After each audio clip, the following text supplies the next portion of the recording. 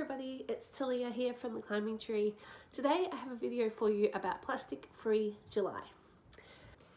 We are really excited in our house to be doing plastic-free July this year, and our aim for it is to be completely plastic-free or not completely plastic-free, to be like 95% plastic-free for the entire month. And there are a bunch of different ways that you can do it. If you go on the Plastic Free July website, you can sort of like sign up and say that you're committed to doing something in the month of July, and you can just choose like one particular aspect that you want to work on. Say you want to work on the the big four sort of like takeaway aspects: straws, disposable cups, etc., etc. And you could just avoid those for the month of July. Or maybe you want to work on like takeaway containers and you're not going to maybe you're still going to buy takeaway things, but you're going to bring your own containers to put them into for the month. Or maybe you just want to avoid single-use plastic, or maybe you have some other sort of goal for the month of July. Maybe your goal is to do a couple of shops at a bulk store instead of at your regular grocery store, or something like this. Plastic-free July can sound kind of daunting, but it really doesn't have to be. You can do whatever it is that you want to do. Something is always better than nothing. So I just wanted to talk in this video about the things that I've just done with my family to prepare us for Plastic-free July. If you go onto my Sustainable Judaism Instagram page, I do have a lot of stuff saved in a highlight and some different posts on my grid like written about this. So if you want more information about like how we're approaching this and whatever, you can go over there. But I thought that perhaps a video just explaining it would be useful here as well. So in our family, it's me, my husband, we have 3 kids at the moment. And kids, it's just the way of things that they like want things and they don't always think about it, and that they can possibly sometimes get a little bit annoyed when they don't get the things that they want. And so if you just go really gung-ho into whatever it is that you're doing for Plastic-free July, and you haven't like adequately prepared your kids for it, then you can end up with a bit of a problem. So say your thing that you were doing for Plastic-free July involved not using any packaging for lunch boxes. That would be another great thing that you could do for the month of July if you didn't want to do the whole thing. And you usually put like tiny teddies or something like this in their lunchbox. I don't really know because we can't eat anything like that. But so say maybe that's something, and your kid really loves it, and then you've just gone and taken it away. They're not going to have a good association with this, with like reducing their plastic and their carbon footprint and being eco-conscious and all of this kind of stuff. But if you can have a discussion with them beforehand and talk about why you would want to do this, why this might be important for your family and for the earth, and then they can make their own commitment and say, yes, okay, I'm going to give up this thing for the month, then you'll end up with a much more successful Plastic-free July experience. So we did this as a family, and we did you can't really see it. I'll put a picture up of the what's it called, like brainstorming thing that we did as a family, or that I did with the kids, and Luke, he's on board, but he didn't have to be part of this brainstorming exactly. If you would like to use this template, I'll put a link to like a PDF template that you could use in the description.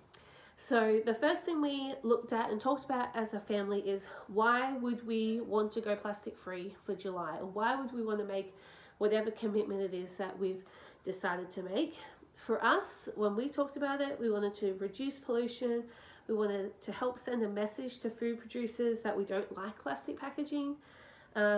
We wanted to help make us more healthy because we can't buy, junky, pre-made, pre-packaged kind of food. And we also want to train our brains to think differently about the food that we eat. They were the ideas that we came up with as a family for why we wanted to go plastic free.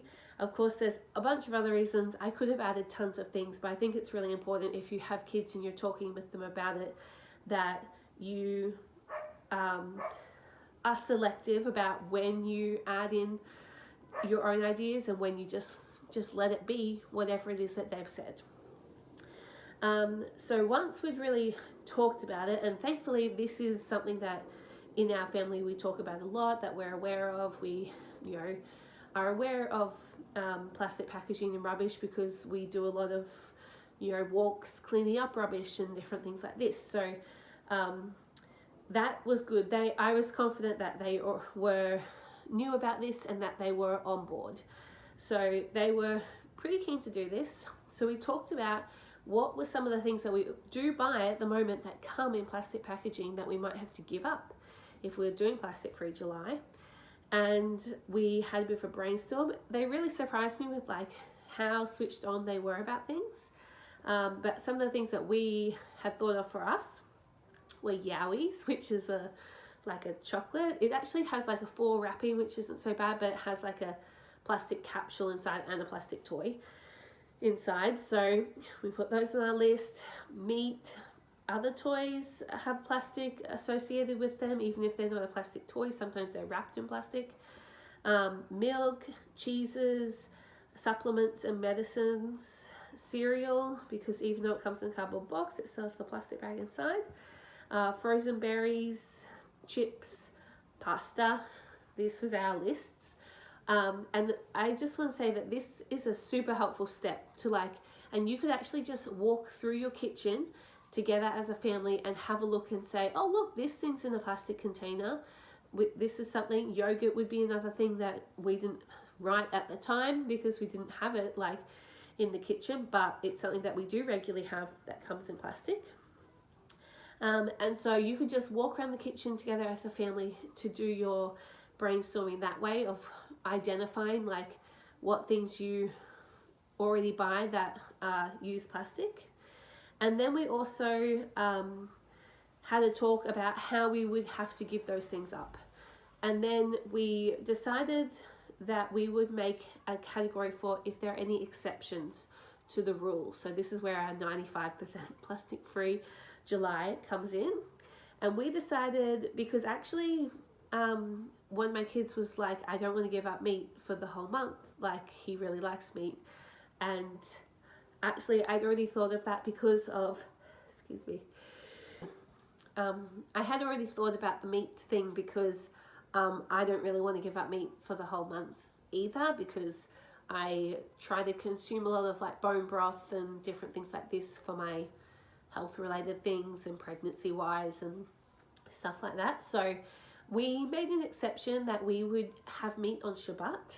And so my nifty little plan with that is that we're basically just going to have a roast chicken every time we have Shabbat during July, and then I'm going to be able to make stock with the bones left over. So that's my plan for that. That was an exception that we made. We made an exception for new plants because, I don't know, one of my kids thought of that and that sounded okay to me because we do reuse the pots.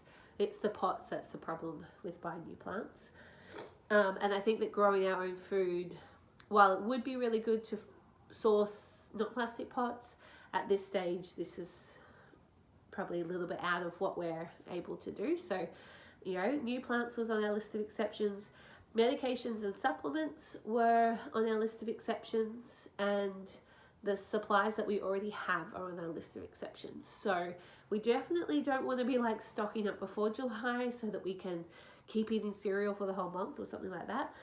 But just if we already had something, we weren't going to not use it at all just because it had plastic packaging when we already owned it. That being said, if we can avoid using it, we will.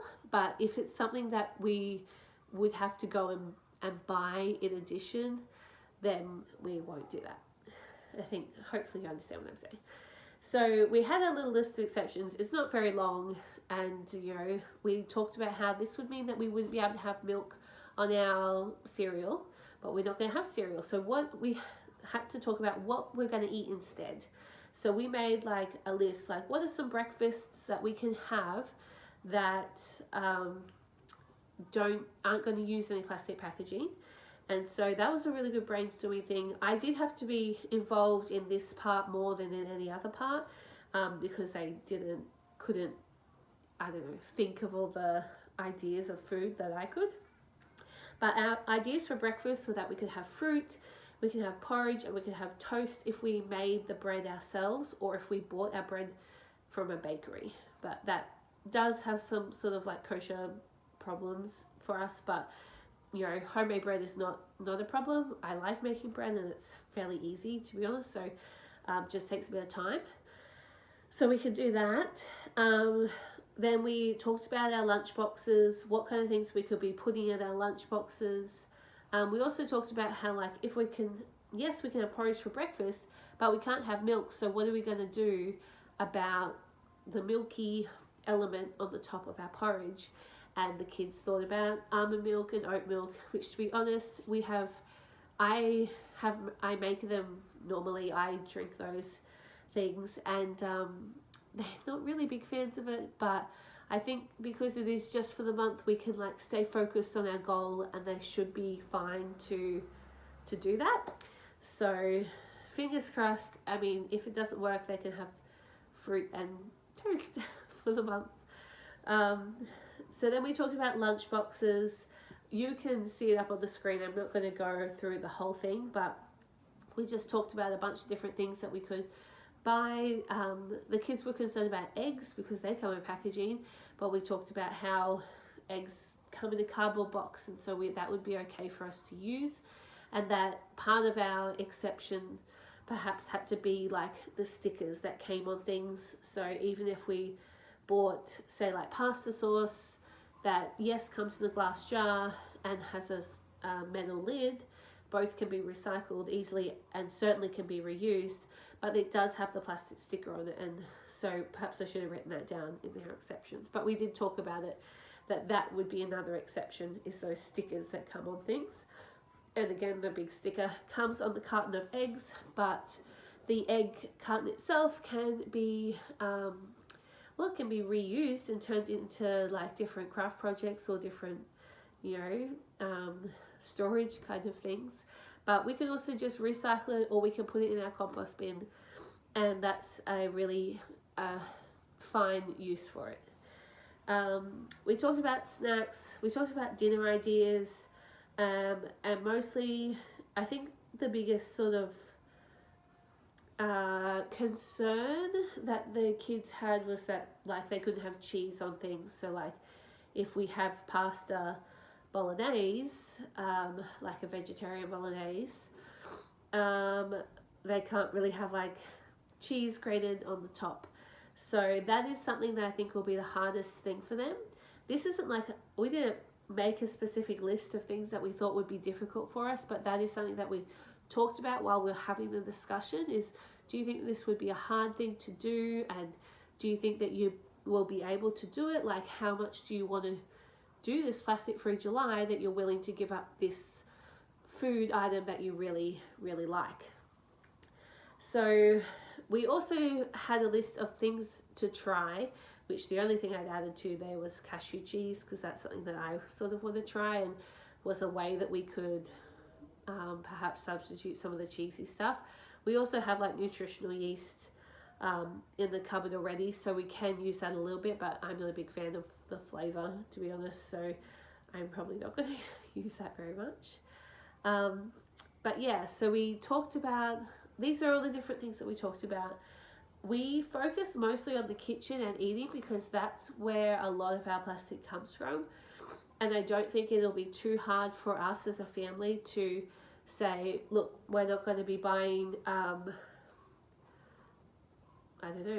new toys and new clothes and stuff like this month because we're doing the plastic free July. I think that will be easy enough to deal with. But if you had like big purchases that you could see coming up, or like someone's birthday in that month, that might be something that you would need to talk about a bit more and make some sort of plan around either have some sort of exception to do with it, or just talk about how you could make the birthday plastic free, which would be, it's not that hard, but that maybe some of the toys or things that they want involve plastic, and you just have to make your decision for your family on that.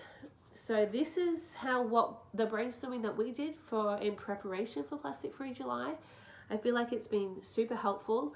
We did our first brainstorming about 2 weeks before Plastic Free July starts, and then in the week before, or really the weekend before, which I'm either going to post this like at the end of this week, which will be, so then I'll be having this ending discussion that weekend coming, or I'm going to post this next week. It will already be July, and it will be last weekend.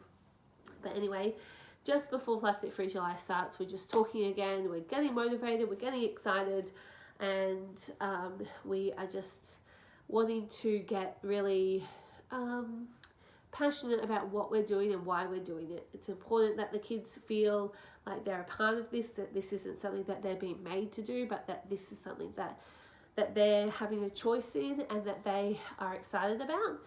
And yeah, I just wanted to get them on board, and this I found to be the easiest way to do it. So if you want to do that with your family, if July's already started and you're watching this video, it doesn't matter. You can start anytime, and you can just do it for a week, or you could do it for 2 weeks, or anything like this. It's just, anything is better than nothing. So I do plan to do another video with our sort of zero waste goals for the next few months, because I did share that at the beginning of the year, but then because I got pregnant, I was sort of too sick and overwhelmed to do a follow-up video about that. But I will do that probably after this month is over now. And I hope that I can do some videos during the month of July, showing what we're doing in our progress, and maybe some of our struggles that we have, and get the kids to share like their opinion on what we're doing and all of that kind of stuff. So if not, I'll definitely be sharing it over on my Sustainable Judaism Instagram page, so you can go follow me there if you want to find out what I'm doing, and keep updated in a more day-to-day way of the Plastic Free July. So yeah, I hope that helps you and inspires you. Remember, you can do just one particular category that you want to try to avoid during July, or you could try and do the whole shebang. Anything's better than nothing. Give it a go. If you fail, that's totally okay. At least you tried, and you will have learned something from it, and hopefully can build on it the next time that you want to do it. So thanks for watching, guys. I hope that this is helpful. Please give me a thumbs up if it was, and leave a comment if you're doing Plastic Free July, or if you have a particular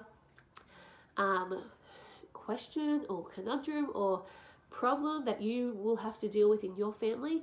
Let me know in the comments, and I'll try and reply, and hopefully other people can reply as well, and we can help each other out.